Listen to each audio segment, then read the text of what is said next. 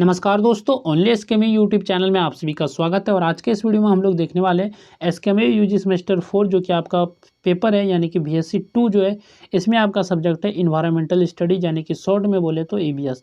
तो इसके हम लोग जो गैस पेपर के एमसीक्यू कर रहे थे और अभी तक हम लोगों ने यूनिट 2 तक कवर कर लिया था। और आज के इस वीडियो में हम लोग यूनिट 3 के जो एमसीक्यू देखने वाले, जो कि आपके इस गैस पेपर में दिया गया है, तो इसी को हम लोग कवर करने वाले हैं। तो पहला जो क्वेश्चन है, कौन सी मानवीय गतिविधि मरुस्थलीकरण का एक प्रमुख कारण है? पशु पशुधन द्वारा अत्यधिक चराई, वनीकरण, अस्थायी आवास का निर्माण, फसल चक्र लागू करना। तो कौन सा जो है मानवीय गतिविधि मरुस्थलीकरण का एक प्रमुख कारण? तो इसका करेक्ट आंसर हो जाएगा ऑप्शन नंबर ए, पशुधन द्वारा अत्यधिक चराई। नेक्स्ट आपका क्वेश्चन है, निम्नलिखित में से कौन ताजे पानी का एक प्राकृतिक स्रोत है? औद्योगिक अपशिष्ट, विलवनीकरण संयंत्र, वर्षा सीवेज उपचार संयंत्र। तो कौन सा जो है ताजे पानी का जो एक प्राकृतिक स्रोत है? तो ताजे पानी का आपको जो एक नेचुरल सोर्स बताना है, तो वर्षा आपका करेक्ट आंसर हो जाएगा ऑप्शन नंबर सी, यानी कि रेनफॉल। ऑप्शन सी इसका करेक्ट आंसर होगा। नेक्स्ट आपका क्वेश्चन है, पानी की बड़ी मात्रा को संग्रहित करने के लिए डिजाइन की गई एक मानव निर्मित संरचना को क्या कहा जाता है? झरना, ग्लेशियर, जलभृत या फिर जलाशय। तो इसका करेक्ट आंसर हो जाएगा ऑप्शन नंबर डी, यानी कि जलाशय। तो पानी की बड़ी मात्रा को संग्रहित करने के लिए, यानी कि स्टोर करने के लिए डिजाइन की गई मानव निर्मित स्ट्रक्चर को जो कहा जाता है, यानी कि संरचना को जो कहा जाता है, जलाशय कहा जाता है। तो ऑप्शन डी इसका करेक्ट आंसर हो जाएगा।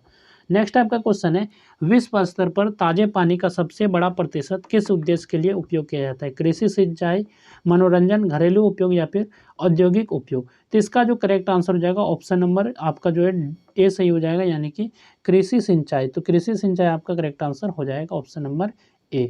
नेक्स्ट जो आपका क्वेश्चन है, जो कि क्वेश्चन है आपका, भूजल संसाधनों के अत्यधिक दोहन का एक प्रमुख परिणाम है? भूमि को धंसाव और खारे पानी का प्रवेश, पानी की गुणवत्ता में सुधार, सतही जल प्रवाह में वृद्धि या फिर जल स्तर में वृद्धि। तो इसका करेक्ट आंसर हो जाएगा ऑप्शन नंबर ए, भूमि का धंसाव और खारे पानी का प्रवेश। ये आपका करेक्ट आंसर होगा।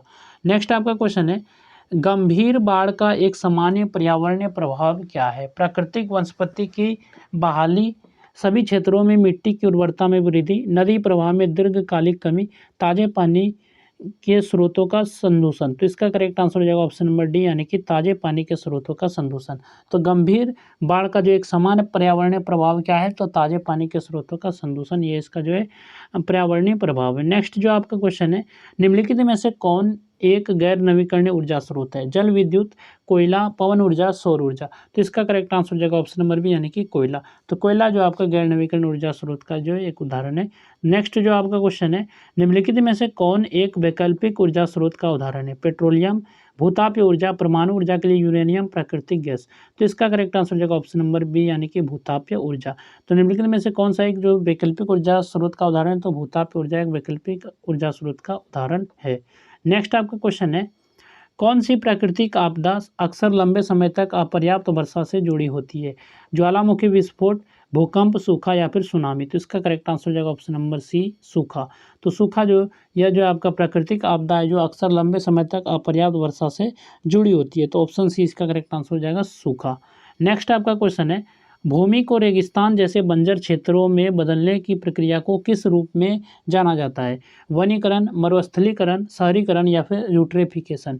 तो भूमि को रेगिस्तान जैसे बंजर क्षेत्रों में बदलने की प्रक्रिया को जो है मरुस्थलीकरण कहा जाता है। तो ऑप्शन बी इसका करेक्ट आंसर हो जाएगा मरुस्थलीकरण। नेक्स्ट आपका क्वेश्चन है, अम्ल खदान जल निकासी मुख्य रूप से किससे संबंधित एक पर्यावरणीय समस्या है? कोयला खनन, पवन ऊर्जा उत्पादन, सौर पैनल निर्माण, जल विद्युत उत्पादन। तो इसका करेक्ट आंसर हो जाएगा ऑप्शन नंबर ए, यानी कि कोयला खनन। तो कोयला खनन आपका करेक्ट आंसर होगा। नेक्स्ट आपका क्वेश्चन है, बड़े बांधों का निर्माण भूकंपीय क्षेत्रों में किस प्राकृतिक आपदा के जोखिम को बढ़ा सकता है? सूखा, सुनामी, प्रेरित भूकंप, ज्वालामुखी विस्फोट। तो इसका करेक्ट आंसर हो जाएगा ऑप्शन नंबर सी, यानी कि प्रेरित भूकंप। प्रेरित भूकंप आपका करेक्ट आंसर हो जाएगा। नेक्स्ट आपका क्वेश्चन है, तटीय क्षेत्रों में भूजल के अत्यधिक पंपिंग से क्या हो सकता है? आर्द्र भूमि का विस्तार, जल भृतों में खारे पानी का प्रवेश, भूमि धंसाव का जोखिम कम होना, ताजे पानी की उपलब्धता में वृद्धि। तो इसका करेक्ट आंसर हो जाएगा ऑप्शन नंबर बी, यानी कि जल भृतों में खारे पानी का प्रवेश। तो तटीय क्षेत्रों में भूजल के अत्यधिक पंपिंग से क्या हो सकता है? तो जल भृतों में खारे पानी का प्रवेश हो सकता है। नेक्स्ट आपका क्वेश्चन है, कौन सा ऊर्जा स्रोत उस कार्बनिक पदार्थ से प्राप्त होता है जो हाल ही में जीवित रहा है? परमाणु ऊर्जा, कोयला, प्राकृतिक गैस या फिर जैव ऊर्जा या फिर बायोमास। तो इसका करेक्ट आंसर हो जाएगा ऑप्शन नंबर डी, जैव ऊर्जा या फिर बायोमास।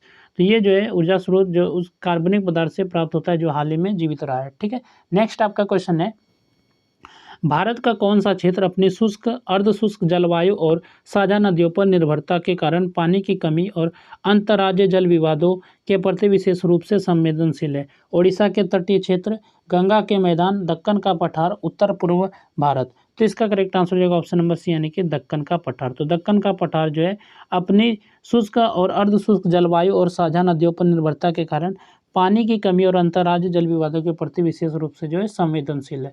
नेक्स्ट आपका क्वेश्चन है, ज्वारीय ऊर्जा का उपयोग किस प्राकृतिक संसाधन का दोहन करने का एक उदाहरण है? सौर विकिरण, भूमिगत जीवाश्म ईंधन भंडार, भूतापीय गर्मी, समुद्री धाराएं और गुरुत्वाकर्षण बल। तो इसका करेक्ट आंसर हो जाएगा ऑप्शन नंबर डी, समुद्री धाराएं और गुरुत्वाकर्षण बल। नेक्स्ट आपका क्वेश्चन है, ओजोन परत का क्षरण किसके उपयोग से जुड़ा है? सल्फर डाइऑक्साइड, क्लोरोफ्लोरोकार्बन, मीथेन या फिर कार्बन डाइऑक्साइड। तो ओजोन परत का क्षरण जो है क्लोरोफ्लोरोकार्बन के उपयोग से जुड़ा है। तो ऑप्शन 20 का करेक्ट आंसर हो जाएगा क्लोरोफ्लोरोकार्बन यानी कि CFC। आप जो है शॉर्ट में इसको याद रख सकते हैं ब्रैकेट में। ठीक है, नेक्स्ट आपका क्वेश्चन है, किस प्रकार का ऊर्जा संसाधन पृथ्वी के आंतरिक भाग से निकलने वाले गर्मी पर निर्भर करता है? सौर ऊर्जा, पवन ऊर्जा, बायोमास ऊर्जा या फिर भूतापीय ऊर्जा। तो इसका करेक्ट आंसर हो जाएगा ऑप्शन नंबर डी, भूतापीय ऊर्जा। नेक्स्ट आपका क्वेश्चन है, आभासी जल शब्द का अर्थ है वस्तुओं और सेवाओं के उत्पादन में अंतर्निहित पानी, नदियों और नालों में बहता पानी, बादलों के निर्माण में संग्रहित पानी, वह पानी जिसका उपचार और पुनर्चक्रण किया गया है। तो इसका करेक्ट आंसर हो जाएगा ऑप्शन नंबर ए यानी कि वस्तुओं और सेवाओं के उत्पादन में अंतर्निहित पानी। तो आभासी जल शब्द का क्या अर्थ है? तो वस्तुओं और सेवाओं के उत्पादन में अंतर्निहित पानी, ये इसका अर्थ है। नेक्स्ट आपका क्वेश्चन है, मृदा संरक्षण की कौन सी विधि पवन अपवर्तन को कम करने के लिए पेड़ों या झाड़ियों को पंक्तियों में लगाने से संबंधित है? आश्रय पेटी, विंड ब्रेक, फसल चक्र, छत बनाना, कंटूर जुताई। तो इसका करेक्ट आंसर हो जाएगा ऑप्शन नंबर ए, आश्रय पेटी या फिर विंड ब्रेक। ये आपका जो करेक्ट आंसर हो जाएगा ऑप्शन नंबर ए। नेक्स्ट आपका क्वेश्चन है, किस प्रकार के खनन में पृथ्वी की सतह के पास से खनिजों को एक खुले गड्ढे में निकालना शामिल है? प्लेसर खनन, विलियन खनन, स्ट्रिप खनन या फिर खुले गड्ढे का खनन या फिर भूमिगत खनन। तो इसका करेक्ट आंसर हो जाएगा ऑप्शन नंबर सी यानी कि स्ट्रिप खनन या फिर खुले गड्ढे का खनन। तो किस प्रकार के खनन में पृथ्वी की सतह के पास खनिजों को एक खुले गड्ढे में निकालना शामिल है? तो ये आपका करेक्ट आंसर हो जाएगा स्ट्रिप खनन यानी कि ऑप्शन नंबर सी। नेक्स्ट आपका क्वेश्चन है, पृथ्वी की सतह के नीचे जलभृतों में पाया जाने वाला पानी कहलाता है अपवाह जल, वायुमंडलीय जल, सतही जल या फिर भूजल। तो पृथ्वी की सतह के नीचे जलभृतों में पाए जाने वाला पानी कहलाता है भूजल। तो ऑप्शन डी इसका करेक्ट आंसर हो जाएगा भूजल।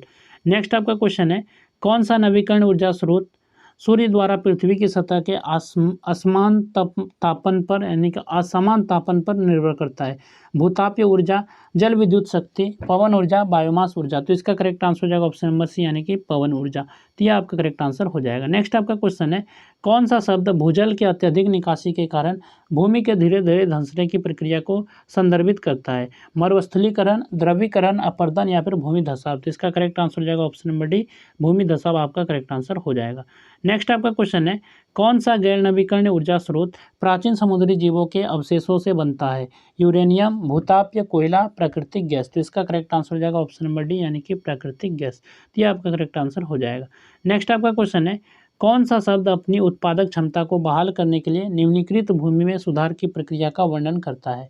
लवणीकरण, रिक्लेमेशन या फिर पुनर्स्थापन, धंसाव या फिर मरुस्थलीकरण। तो इसका करेक्ट आंसर हो जाएगा ऑप्शन नंबर बी, रिक्लेमेशन या फिर पुनर्स्थापन। तो ये आपका करेक्ट आंसर हो जाएगा। नेक्स्ट आपका क्वेश्चन है, ग्लेशियरों और बर्फ की चोटियों का पिघलना मुख्य रूप से किसमें योगदान देता है? शुष्क क्षेत्रों में ताजे पानी की उपलब्धता में वृद्धि, वैश्विक समुद्री स्तर में कमी, वैश्विक समुद्री स्तर में वृद्धि, महासागर की अम्लता में कमी। तो इसका करेक्ट आंसर हो जाएगा ऑप्शन नंबर सी, वैश्विक समुद्री स्तर में वृद्धि।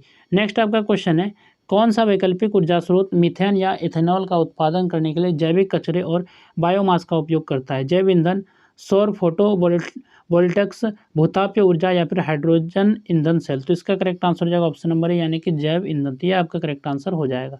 नेक्स्ट आपका क्वेश्चन है, कौन सा शब्द उस प्रक्रिया का वर्णन करता है जहाँ घुलनशील लवण मिट्टी में जमा हो जाते हैं, अक्सर शुष्क क्षेत्रों में अनुचित सिंचाई के कारण?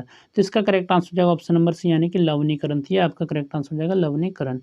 तो यहाँ तक हम लोगों ने जो यूनिट 3 था आपका, जो बीएससी पेपर 2 जो कि ईवीएस पेपर था, यानी कि इन्वायरमेंटल स्टडी था, इसके हम लोग जो है गेस्ट पेपर के एमसीक्यू यूनिट 3 तक जो हम लोगों ने कंप्लीट कर लिया। और इसके पहले मैंने यूनिट 1 और यूनिट 2 का वीडियो बना दिया था। अगर आपने उन दोनों वीडियो को नहीं देखा है तो आप हमारे चैनल से जाके देख सकते हैं, या फिर इसी वीडियो के डिस्क्रिप्शन में आपको प्लेलिस्ट का लिंक मिलेगा, तो वहाँ से आप उस वीडियो को देख सकते हैं। तो चलिए फिर मिलते हैं नेक्स्ट वीडियो में। इस वीडियो में बस इतना ही।